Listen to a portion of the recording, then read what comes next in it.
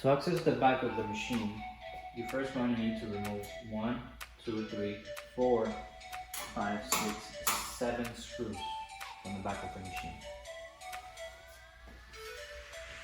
Once you remove all the screws, just grab the top and lift it upward. This will reveal the entire back of the machine.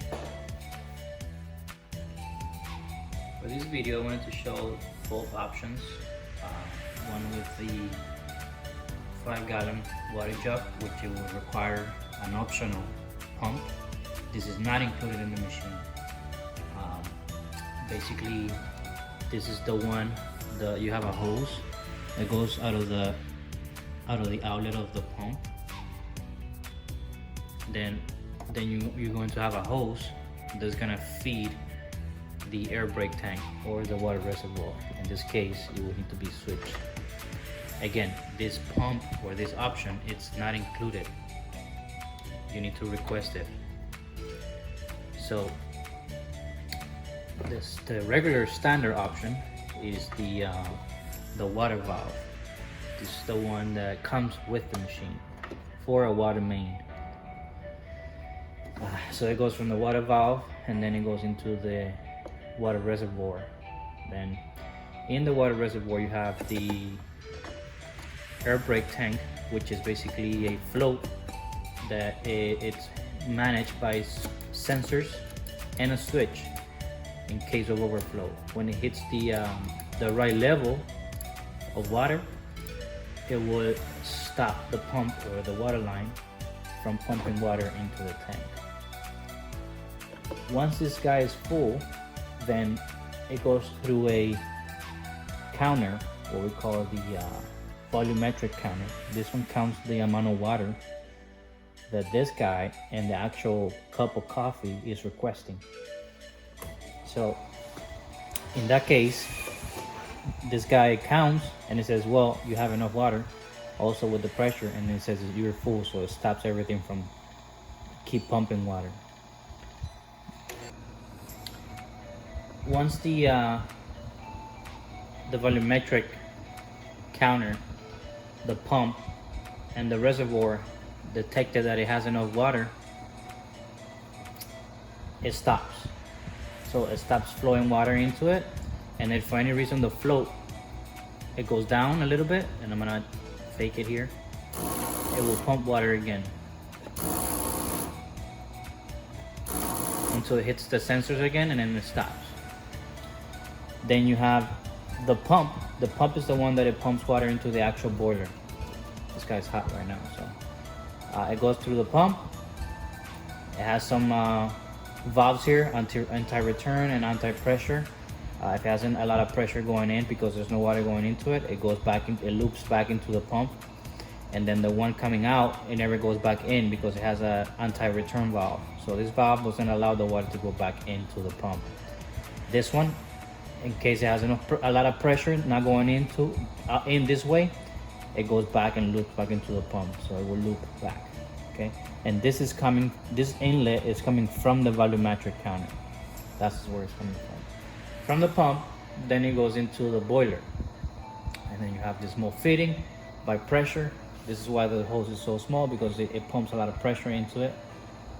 Then the boiler gets full, it detects it, and then basically this boiler, it fills up with water, and then the heating element, it's never making contact with the actual water. It's like a dome inside that it doesn't touch the actual water. On the boiler, we have the temperature sensor, and we have also a trigger switch. Basically, when this guy's for some reason, if for any reason there's a failure, there's a trigger switch which stops the 110 from going into the boiler, which it basically stops heating up. From there, you have the distributor.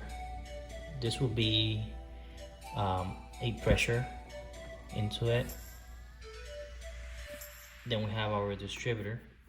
Basically, it's a piston that's going in and out, selecting which bowl it needs to give water to. This is our own proprietary, so we don't use any solenoids, which is basically a headache in the industry. So we're a little bit advanced on that end. We don't use any, there's no maintenance required for that. As far as that goes, that unit, it's basically a cylinder that it's moving left and right, allowing water to go through either bowl number 1, 2, or 3, or 4, and then activating the whippers and the actual valve. Here you have the whipper motors. These are 3 for this machine. There's other ones that have more and some other ones that have less whippers. And on the top you have these are the canister motors, 1, 2, 3, 4. Those will be the ones that mix the product in there. They have a little trigger switch and it counts the turns of each dispense. And here you have your grinder. This will be your grinder. And a little bit in the back, it's kind of hard to see, but it's in there. That guy over here, it's gonna be the brewer motor. That will be the ones that makes the brewer turn whenever there's a coffee being served. If we move up a little bit, we're going to have the transformers. These transformers are AC, 24 volts, 11 volts, 11 volts.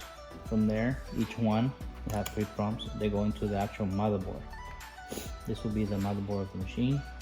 Obviously, you have all the electronics. They're going to NDB, the whippers, the brewer, the grinder, boiler, pumps. This is what makes it happen. We have the relay for the boiler. This one, it basically gets a signal from the motherboard when to turn on and off. You have a switch, on and off switch.